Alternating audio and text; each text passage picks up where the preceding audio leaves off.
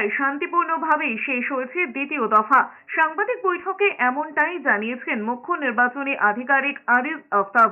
তিনি জানিয়েছেন, ভোটকে ঘিরে কিছু অভিযোগ জমা পড়েছে ঠিকই, তবে তা বড় কিছু নয়। শুক্রবার দ্বিতীয় দফায় দেশের 12টি রাজ্য এবং একটি কেন্দ্রশাসিত অঞ্চলের মধ্যে পশ্চিমবঙ্গের দার্জিলিং, বালুরঘাট, রায়গঞ্জে ভোট হয়েছে।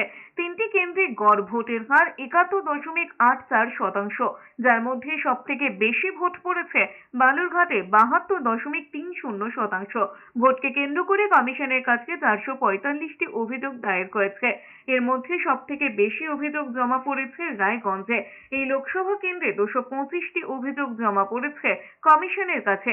আরিজ আফতাব আরও জানিয়েছেন, দার্জিলিং এর বিজেপি প্রার্থী রাজু বিস্তা চোপড়ার 3টি বুথের রিপোর্টের দাবি জানিয়েছেন, তবে সে বিষয়ে এখনো কোনো সিদ্ধান্ত নেওয়া হয়নি। কোনো ইনসিডেন্ট সেরকম আজকে any serious incident or nothing has happened and vote has been held peacefully.